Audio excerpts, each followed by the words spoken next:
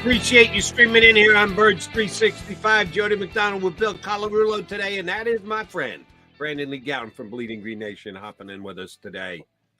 Is it just a foregone conclusion the Eagles going to win because the Cowboys lost and all is well with the world, Bill? We putting this in the psychic God's hands, BLG? I would say not a foregone conclusion that the Eagles, who are 1-5 in their last 6 games, are going to win any football game, but it certainly does feel like things are a little bit brighter in the world with the Cowboys losing. Yeah, it does. And you just mentioned 1-5 in the last 6. I can't remember a time that we were getting ready for a playoff game and the vibe has been this bad in the city. Can you? It just doesn't feel like it's the playoffs right now.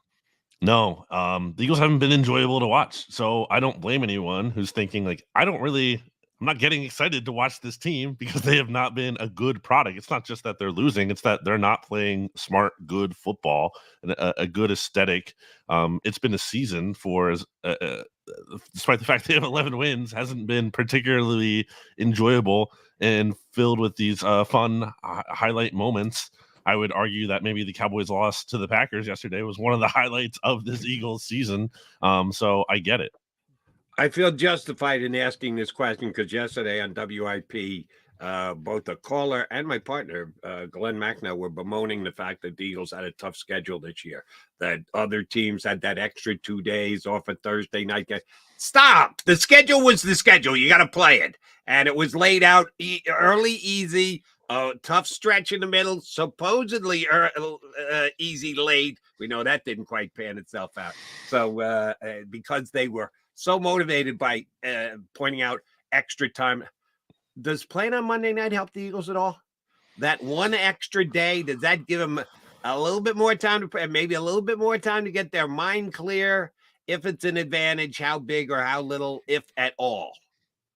I think it helps a little bit from a standpoint of, Jalen Hurts gives him an extra day. We'll see if Reed Blankenship, who's supposed to be a game time decision, maybe he has a better chance of playing on tonight as opposed to he would have on Sunday. So it could help a little bit, but I don't think the schedule is a great place to start when it comes to looking at what has totally gone wrong for this team. There's a lot of bigger issues. Agreed. I'm going to ask you about a player that I know is going to get Jody all excited, and that's Derek Barnett. We saw Derek Barnett on Saturday make some plays in the Houston Texans game, and immediately on Twitter, people are ripping Nick Sirianni, the Eagles coaching staff. And my position on this is you cannot blame Nick Sirianni for Derek Barnett. This guy was in the Eagles organization since 2017. He's played for 3 different defensive coordinators, 5 different position coaches. He finished his Eagles career with more penalties than he had sacks. Maybe the mistake was bringing him back this year, but I don't think moving on from him when they did was Nick Sirianni's fault. This guy had proven he couldn't play in the Eagles organization. What's your take on what we're seeing from Derek Barnett now? Yeah, I actually agree with that. I mean, I've seen bemoaning that the Texans are using him better or whatever. I mean, scheme doesn't explain all the dumb penalties that we saw for years. Like that doesn't go like that. So what's the excuse for that? I think the reality is sometimes players need a change of scenery to really jumpstart their careers. And that's unfortunate because you would love for that player to be able to produce for you. But I think sometimes it takes going to a new place, new coaching staff, new city, whatever, shedding the label of expectations of being a former first-round pick and now just being a guy that the Texans picked up off the scrap heap totally takes the pressure off a human being. So I think it's a matter of the Eagles did an acceptable thing. I mean, he was not playing well for this team. He had I think it was 1 sack and 4 quarterback hits in his previous 17 games with the Eagles. He wasn't doing anything. He was getting hurt a lot too. He was committing dumb penalties.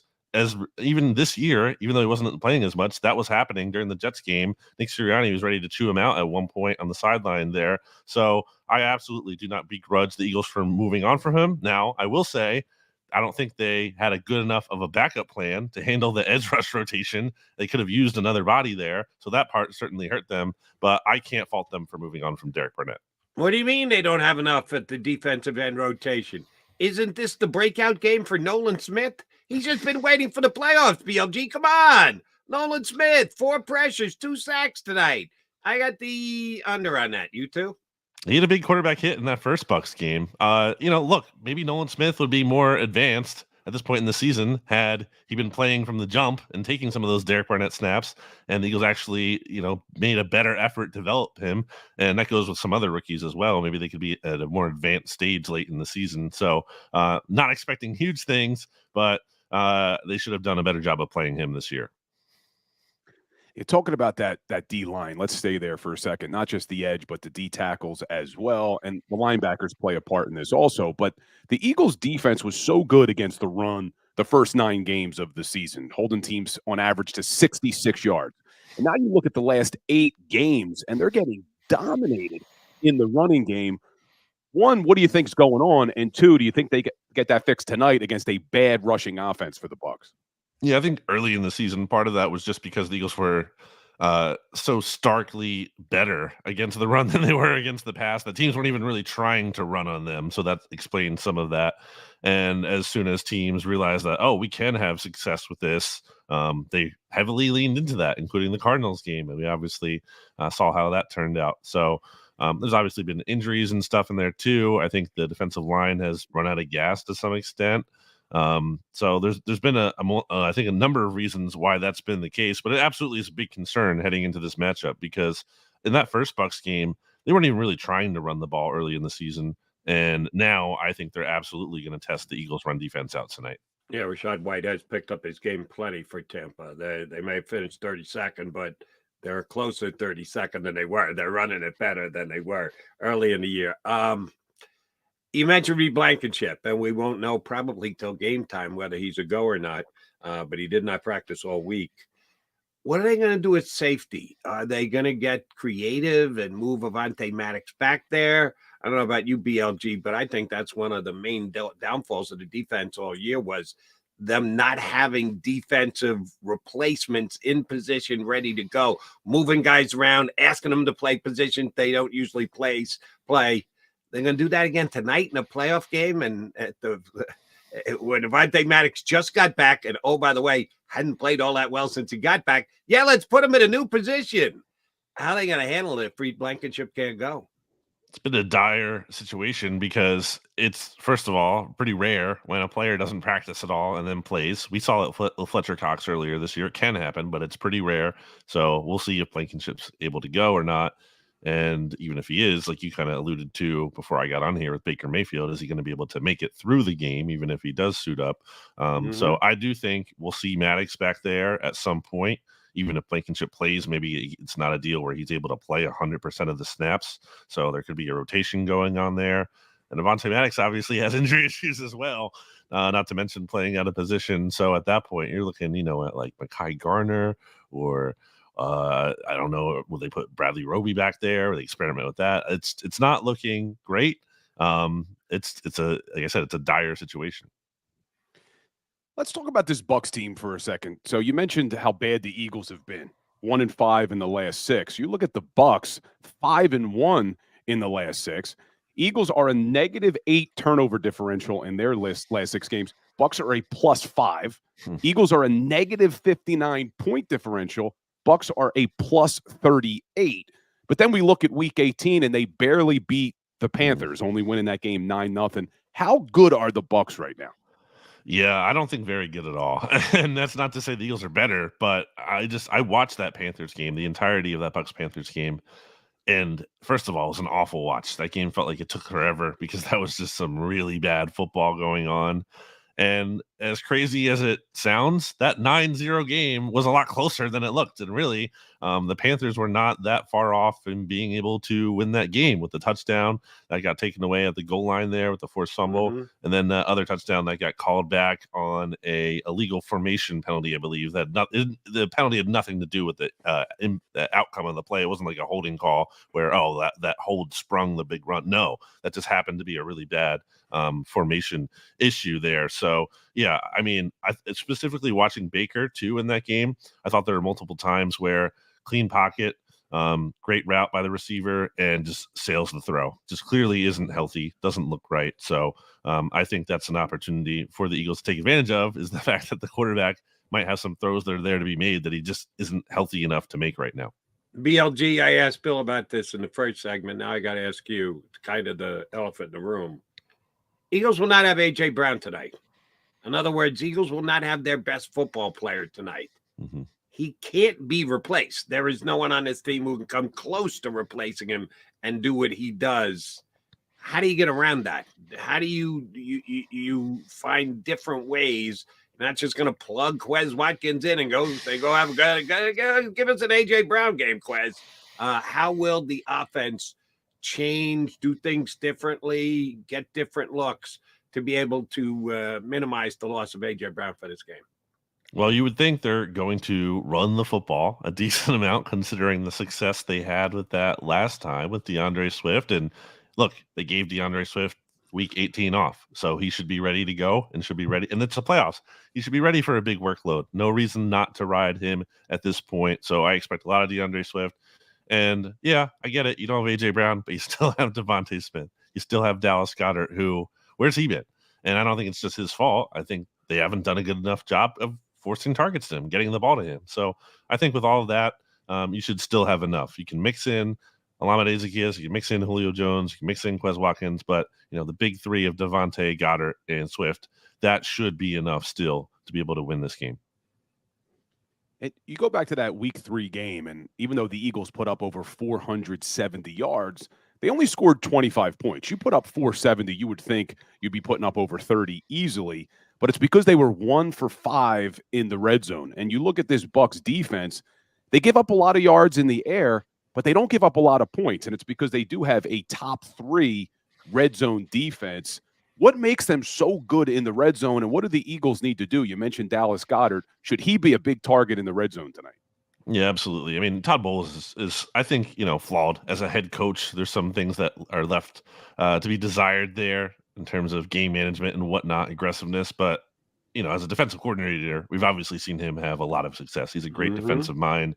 And specifically as it relates to the Eagles, at least in the last time these two teams played in the playoffs, where the Eagles were on a roll going into the postseason that year. They had really found their identity with the run game, and Jalen Hurts was making progress in the second half of his first year as a full-time starter. And all of a sudden, the Eagles go down to Tampa, and they're blanked 31-0 when that game is in the fourth quarter at that point. So certainly, I think the Bucs are going to test the Eagles. They're going to blitz because the Eagles can't seem to handle that at all and even figure out what's going on there.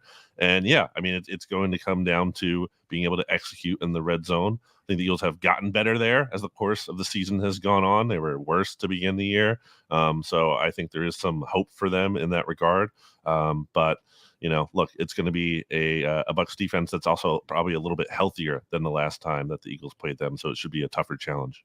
If the Eagles correctly assume that the Bucs are going to blitz and they're going to come from every different direction, how do you attack that? I'm going to throw a couple things at you, BLG. I need you to rank them for me.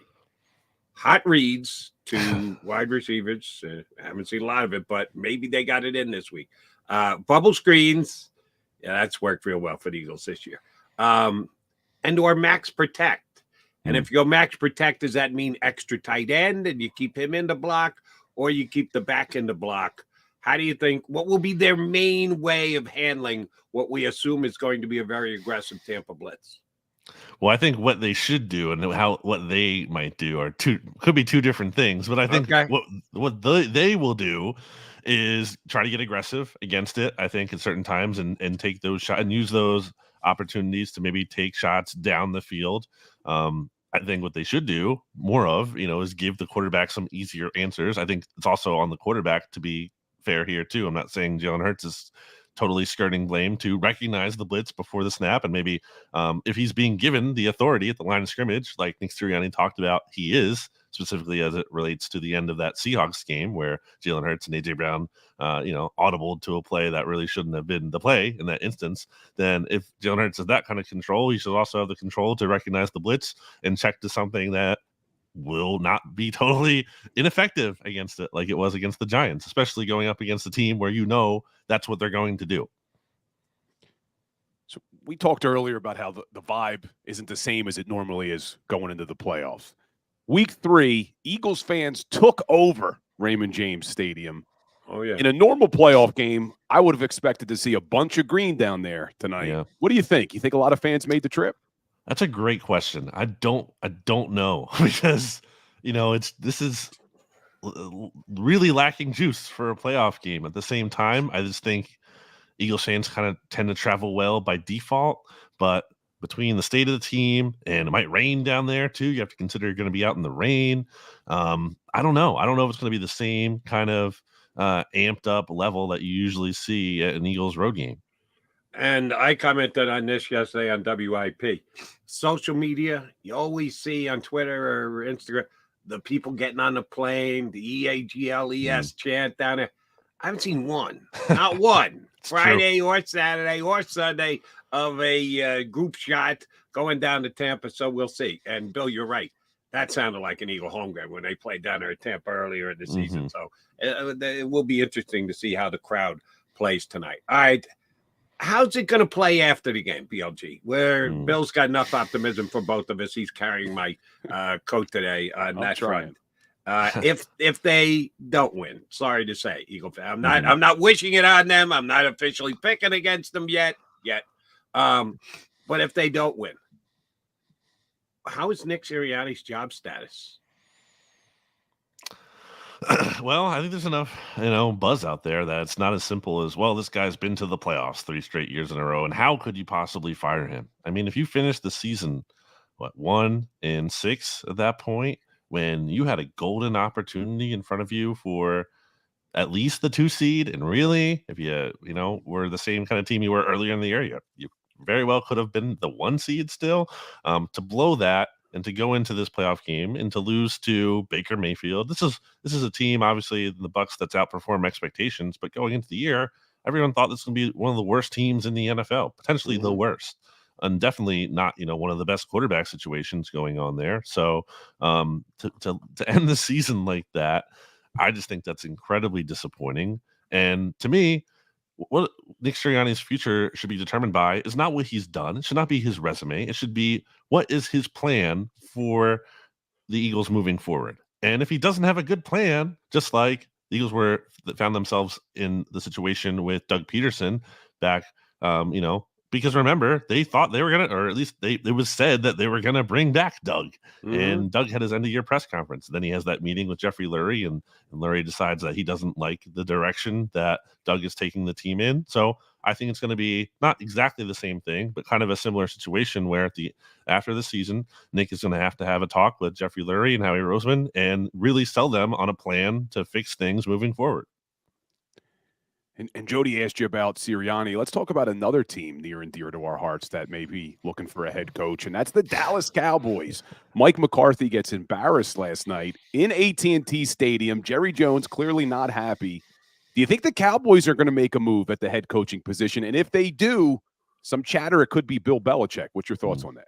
I don't think it's off the table. I mean, that speaking of blowing things, I mean, things could not have worked out more favorably for the Cowboys, pretty much. I mean, I'm short of getting the 1 seed, for them to benefit from that call, obviously at the end of the Lions game, which is huge, and to get the 2 seed with the Eagles collapsing, to get the Packers as opposed to the Rams. I know a lot of Cowboys fans who did not want to see the Rams come down to AT&T Stadium. They wanted the Packers. So to get the first 7 seed to ever win a playoff game, the Cowboys are the first 2 seed to never make it to the divisional round. Like, this is an epic level of failure. And I absolutely think that's on the table. I don't even think it's just Bill Belichick, although obviously that's going to be a top name. I think that Cowboys might look at this and wonder, what's our ceiling here? And again, just to get blown out in that game too, for never to even be close when you've been like unstoppable at home. That's a really alarming and terrible loss for them. All right, I wanted you to take your Eagle-colored glasses off. I know you're the editor of Bleeding Green Nation, but you got to put the green aside and just give me Brandon Lee Gowton, the football analyst, answer on this one, because I got a different answer than I was thinking last night on my show on CBS Sports Radio. If Bill Belichick has the choice of being the head coach of the Philadelphia Eagles or the Dallas Cowboys, which is a better play for Belichick? I think it's a good question. I think it's more complicated than it might seem in terms of, it's not just about the roster. I think it's about the structure of the organization. And it is a little bit hard for me to see, Bill Belichick loving Jerry Jones speaking to the media all the time. Like that, does that really seem like something he would enjoy in the kind of structure of the organization that does not seem like that to me. So I would almost think the Eagles, from a standpoint of, Jeffrey Lurie and Robert Kraft have a relationship. Jeffrey Lurie is obviously from Boston, grew up a Patriots fan. I think there could be more of a mutual reverence there and a connection there and an understanding. Now, obviously, there's the Howie Roseman factor. I don't know quite how to parse that. But ultimately, I think, and I can't speak to Jerry Jones' relationship with Bill Belichick. I don't know anything about that. But I think that's not an insignificant factor, is how ownership factors in. I had Gary Myers on my CBS show last night, and we were parsing this. Could Belichick end up down in Dallas? So I asked him about, well, if you had a choice and he said Dallas would be a better position for Belichick, which surprised me. I'm kind of with you. I'm not sure that you can fit the Eagles of both Belichick and Jerry Jones into that 90,000 seat stadium that they got down there. It's a big building, but that's two big egos. I don't know that they could coexist. And he said that it was surprising. He said that Bill Parcells would recommend to Belichick to work for Jerry Jones. Because even though Parcells only did 4 years there, Parcells lost the desire to coach. It wasn't because he couldn't get along with Jerry or thought Jerry was hindering him. And he lost his edge and said, I don't want to do this anymore. So he said that he thinks that Jerry and Bill would be okay together. I'm sorry, I'm just not buying it. I don't see that marriage working between the two. Now, Howie and Bill Belichick, I'm not sure that marriage is going to work either. So I don't know that Belichick's a great spot for either one of them. All right, BLG, if not Bill Belichick, if Nick Sirianni goes in and flubs the dub on his post-season interview after losing to the Tampa Bay Buccaneers, and the owner says, we got to do this again. We got to pull a plug on a coach. Where are they going, if not Belichick? What do you think the Eagles will be looking for in their next head coach if it's not Nick Sirianni?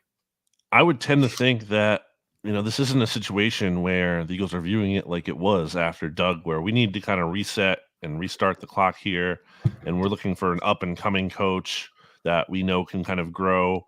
That's not where this roster is. This roster is ready to win now. I think if you're looking at this roster and saying that, the Eagles coaching staff has gotten less out of more, which I think is very fair to say, then I think you're looking for a coach who can kind of hit the ground running and take this thing over and be the solution. And, you're not resetting as much as you're just trying to really give this team a shot in the arm and a boost. So, I would tend to think it's not, an up-and-comer as much as it is someone more established. Now, that's never really been how Jeffrey Lurie does it. He's not hiring retreads over here. He's not hiring guys with head coaching experience at the NFL level, really. So it would be very different than what he's ever done. But I think it would have to kind of be in that mold. So obviously you would say Bill Belichick, if that's, if possible. I like Mike Vrabel a lot. I don't know that they would go that route, but I think it would have to be someone who's already established as opposed to, again, this total newcomer. And Jody asked you about Belichick. My opinion on Belichick would be not could he work with Jerry Jones or Howie Roseman. If I'm Belichick, I'm 72 years old. I just learned the hard way what it's like to not have a franchise quarterback. I don't care how good of a coach you are in the NFL. You can't overcome not having good quarterback play. Even Belichick couldn't survive it. So I think his next destination is going to be, which quarterback does he believe in? There's a lot of chatter about him and the Atlanta Falcons. I wouldn't go to the Falcons. I don't think Desmond Ritter's the answer. I don't think Dak Prescott's the answer. So I think the LA Chargers make the most sense. I think Herbert is a great quarterback. Whether or not they have mutual interest, we'll see. But I think would Bill Belichick come to the Eagles would be, does he believe in Jalen Hurts? But, we're talking about, is Sirianni's job safe? And one of the things that I think Jeffrey Lurie would have to do if they lose this game would be to sit down with Jason Kelsey, Brandon Graham, Fletcher Cox, and say, hey, what the hell is going on with that locker room? What's going on with Sirianni? And my question for you is those three guys who have played more games in Philadelphia than any Eagles players in history, they're now going to be the top three. Are they coming back next year? It's that's crazy. It's crazy to think that might not be the case just because of, like you said, how essential they are to this franchise. But I mean, I think Lane Johnson is going to give it another go. He's still playing at a high level. He's, he watched how long Jason Peters went into his career. I'm not saying he'll also go that long, but I think Lane Johnson knows he can still play. Jason Kelce, it feels like this should be time because, I don't know what more is left for him. At the same time, he's still playing at an all-pro level. So how does he walk? Literally. Yeah. Like, how do you walk away from that? Obviously, the answer is easy when you have a budding podcast empire and you have options outside of football for you, unlike a lot of players do.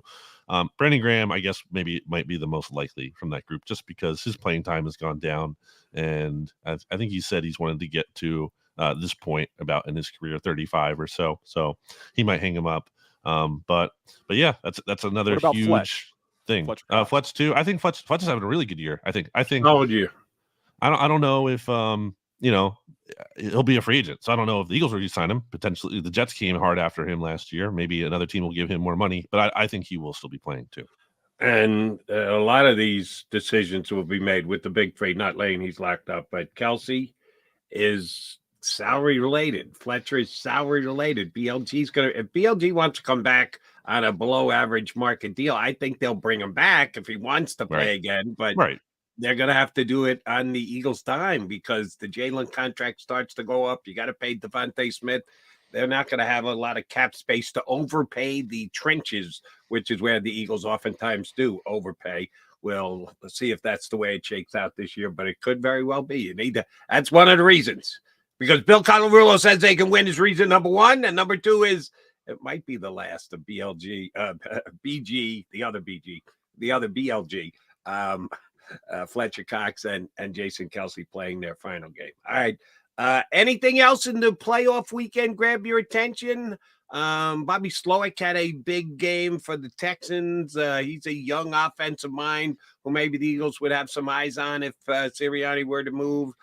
The thing that I loved about this, all right, I'll go off on a 30-second rant here. The reason why I loved the Texans game, and I did pick the Texans, was certain myths were shot down. Ohio State quarterbacks can't play.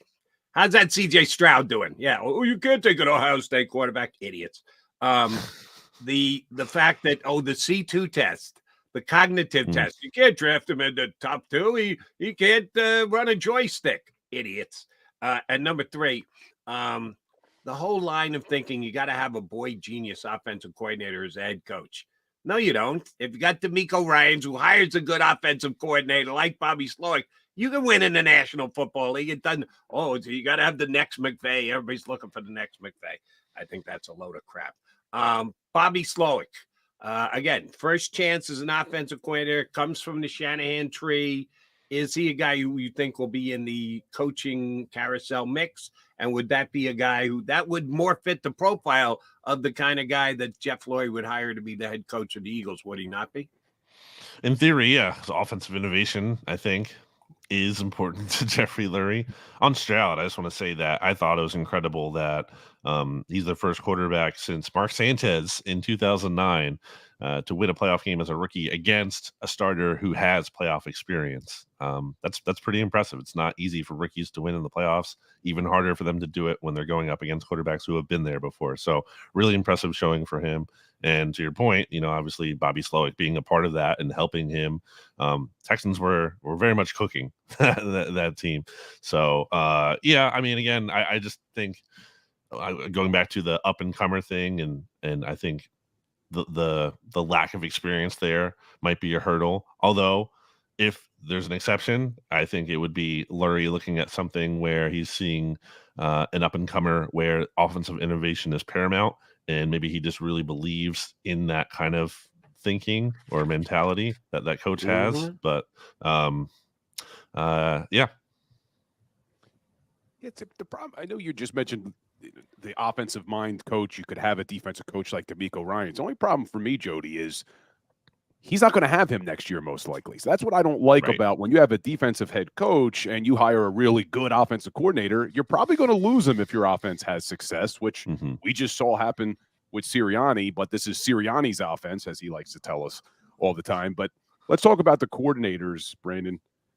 Regardless of what happens tonight, if they were to lose next week in the divisional round, are we looking for 2 new coordinators again next year? You would think.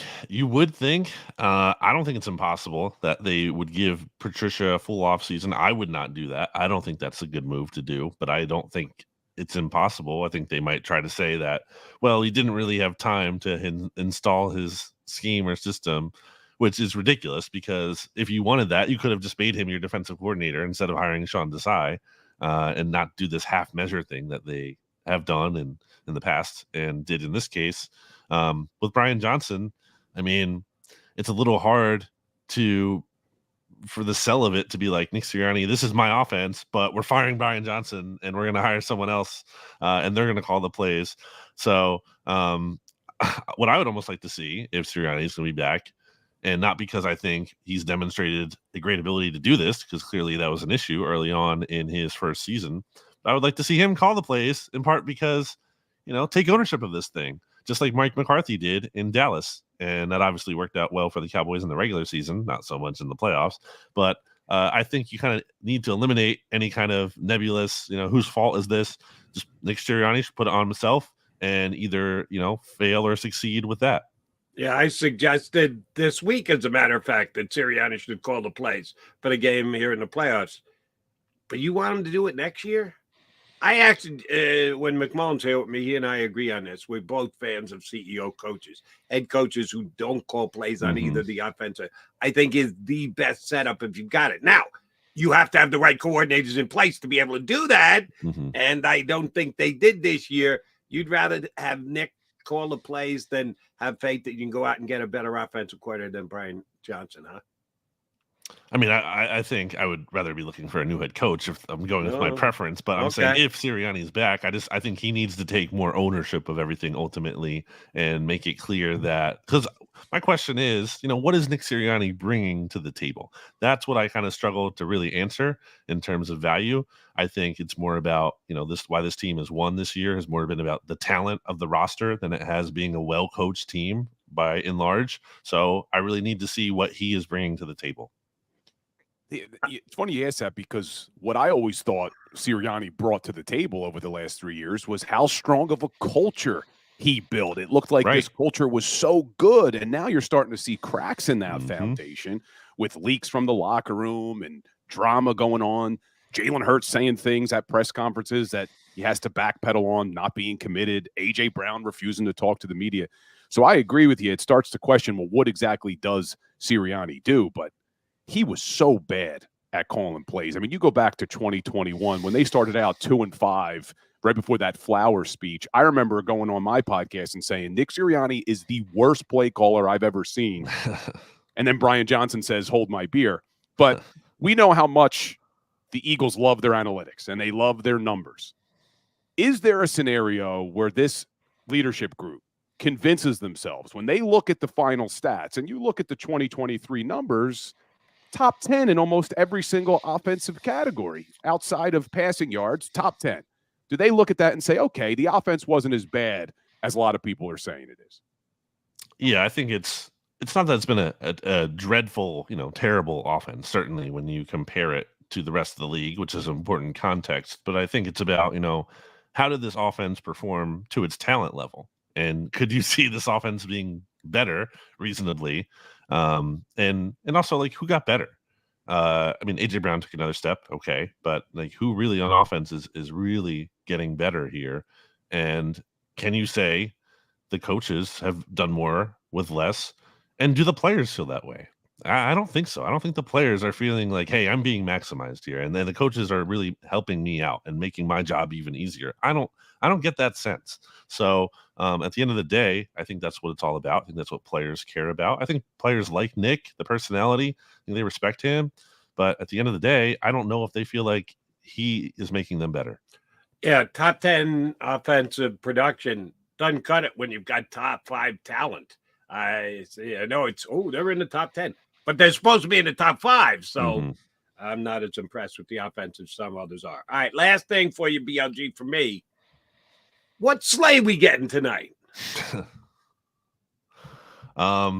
It's time for the big sleigh, I would say, especially after this layoff. And it seems like he could have been able to play maybe in week 18 had the Eagles truly needed to win that game. because the Eagles, didn't put him on IR when he had his knee surgery. So he's had time here. He was a full participant in practice all week. They need him to come up big. I mean, you talked about the turnover differential earlier, Bill. I mean, part of that is not only because the Eagles have been not protecting the ball, it's because they can't make big plays, or they haven't made big plays. And maybe the guy who insists on being called big play should make one. Very true. All right, BLG, we need you on the record.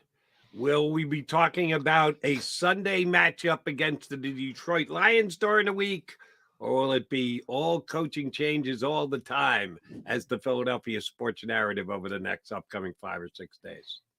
I think the Eagles win this game.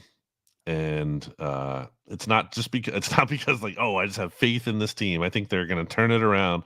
I think it's because the playoffs are weird, as we've seen, and crazy things can happen that aren't expected. I think it's because the Bucs aren't all that great. And I think it's because if you're not already frustrated with the Eagles, they could potentially make it more frustrating by squeaking by in this game. You talk yourselves into them going to Detroit, and then things kind of go ugly there. You got to check out his website, Bleeding Green Nation. If you're any kind of an Eagles fan, the attached podcasts and the like, you get great Eagle coverage at Bleeding Green Nation from my guy, BLG, Brandon Lee Gowton. Brandon, enjoyed the game tonight. Thanks for jumping in with us today. Thanks, guys. Have a good one, man. BLG, Brandon Lee Gowton here with us on Birds 365. All right, we come back. Got a couple more things I got to run by Bill. In our final hour, we will go behind enemy lines. They like to give you at least one Tampa slot, upcoming opponent each and every single week.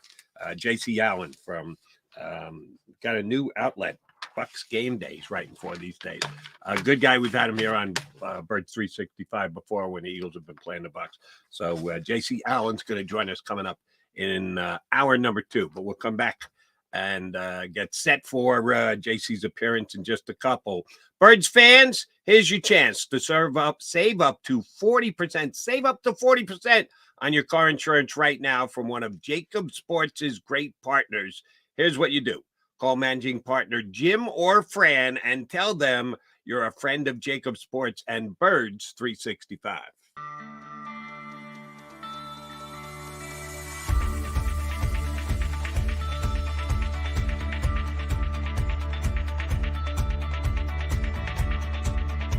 Hi, I'm Jim Muehlbronner, Managing Partner at Del Val Insurance Group. Give us a call. We're a local, knowledgeable agency, not an 800 number. Go Birds!